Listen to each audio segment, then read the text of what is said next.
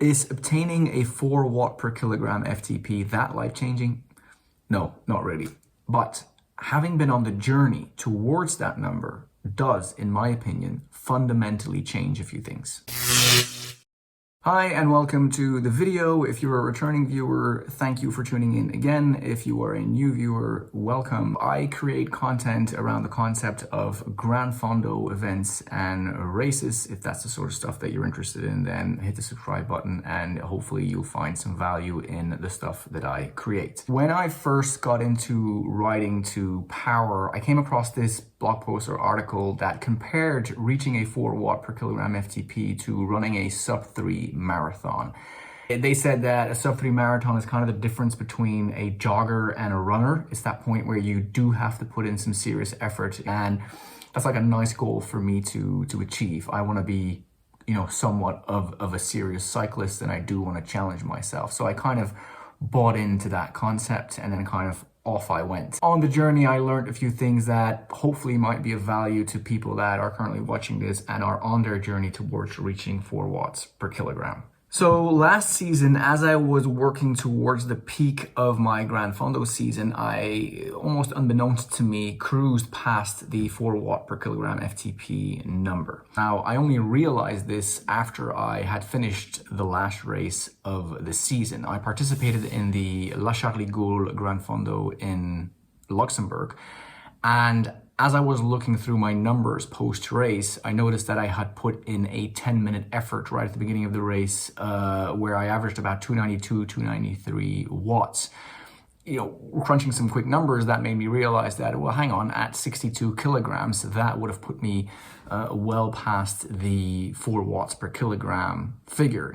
And so then, as part of this little YouTube venture that I've got going on at the minute, I know that I'm going to have to go way past that figure. Because if the goal of this thing is to arrive at the start line of the RBC Gran Fondo in Whistler in September of next year in the best shape of my life, I'm going to have to reapply some of the things that I learned. So as I look back at what I did to achieve the 4 watts per kilogram FTP, there was one fundamental learning out of which some of the other learnings were in fact derived. If I hadn't done that one thing, then the other ones would have been kind of trivial and almost irrelevant. There's something that changes in your mind when you commit to an event like that. You buy the ticket, you start preparing the travel plans, you talk to your family, you book hotels, you do all that sort of stuff. And that in your mind makes it real. It kind of fortifies the fact that you're going to arrive at the start line of that event. And so you best get your ass into gear to get into shape. With that confirmation constantly looming and kind of locked into your mind, your training kind of takes on a different dimension almost, if you'd like, right? It's a huge motivation, at least it is to me, to do everything that you can within your power to be in the best shape possible. For me personally, if I were to have a goal which is just reaching 4 watts per kilogram, then that's kind of a goal which is, I guess, almost an intrinsic goal, right? If you don't feel like going out that day for a particular training session, well, it's not the end of the world because you could do it tomorrow, you could do it next week. Like, when do you really need to reach that 4 watt per kilogram FTP? I mean, you could self-impose a deadline or a date, but you could just kind of push that out and change that. Compare that to actually having signed up for a race, having booked the hotels, having talked to your wife and got your family involved. That's a serious commitment. And you know that race is going to be held on that day. You can't change that date, right? So you got to put in your training, and whenever you can, when circumstances of your life accommodate that, you'd best get to business. Now, listen, don't get me wrong. If your goal is just to reach a 4 watt per kilogram FTP, great, fantastic. I'm just saying that for me personally, things kind of went to a different level when I started participating in these races. And what also happened is that my mind kind of got taken away from, I have to reach 4 watts per kilogram, because then it became about, how do I get into the best shape possible for that particular event? And sure, being able to hold a high degree of sustained power for 20 minutes is obviously a part of that, but there's much more. There's endurance. If you know that you're probably going to be on the bike for 5-6 hours, well, you're going to have to train towards that.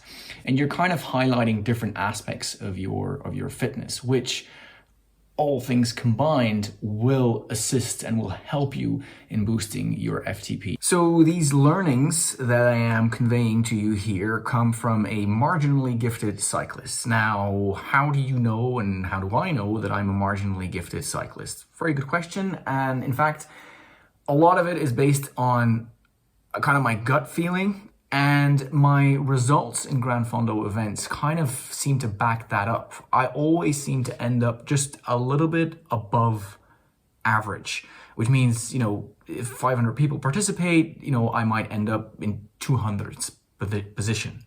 And if I'm really, really peaking, if I've really put in a lot of effort, I might start pushing up a little bit higher into the rankings, particularly if it's a climbing Gran Fondo. I have a little bit of talent, but also, nothing compared to even the people that are at the pointy end of one of these Gran Fondo races who get into that shape with probably a lot less volume than I need to put in.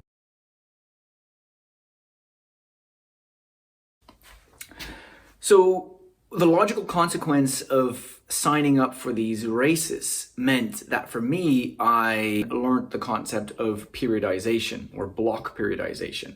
Essentially what that means is, you build and you peak towards a certain event and then you kind of recover again.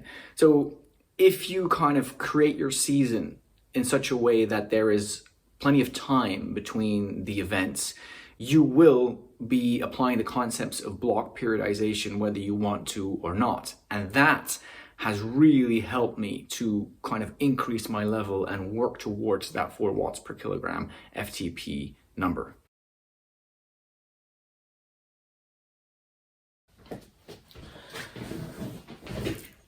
So if we drill down another level, right? The first level was racing, helped me a lot. The second one, because of the racing, I started applying the concept of block periodization. The third level will then be progressive overloads. Because of block periodization, I got more structured with my training. If you're using a proper training methodology, platform or coach or something you lifted off the internet, it should normally apply the concept of progressive overload. So that is, you progressively add a little bit more volume and or intensity in given blocks. Typically, you'll find 3 days on, 1 day off, and then 3 weeks on and 1 week off. The off week being kind of recovery. So you apply stress to your body for a specific period of time, like you let your body recover and you repeat that. And it has kind of detailed levels within, like days, and it has wider levels like weeks, and then even wider levels like months. Doing that consistently for a good number of seasons, and doing that consistently within one season as well. Say that you might have, 3 Gran Fondo events that you participate in and they're nicely spread out, and you apply that methodology 3 times throughout the year. I can almost guarantee you that at the end of the season, you will have massively increased your power curve across the board, including, of course, your FTP as well. And so then the last thing I want to share, and something that I've learned and still learn every day, is that the FTP number isn't the end all and be all. If your goal is to be able to ride very hard for 20 minutes, then great. That's absolutely what you should do. And who knows, maybe you are a person that just participates in 20-minute time trials or 20-minute hill climbs. If that's it, if that's your jam, great. But I guess for the most of us watching this, we are training to be able to ride properly at these Gran Fondo events, which again are longer events, will have different demands, multiple demands, for which you will need good power across your entire power curve, right? So FTP only is a very small part of that.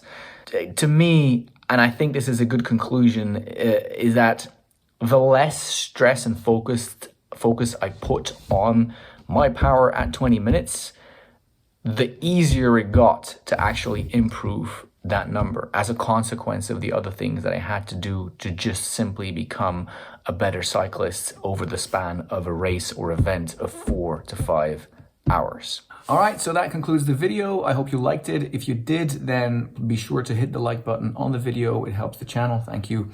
If you are interested in following along on the journey towards the A event, the RBC Gran Fondo in Whistler next year, how I prepare the types of B races and preparatory races that I will be participating in, the travel and all that sort of jazz, kind of more of a vlogging style approach to this thing, then also subscribe to the channel. You'll be updated when a new video lands. So thank you again for watching, really appreciate it. And I hope to see you in the next one. Enjoy whatever it is that you are going to do today, and I will see you soon.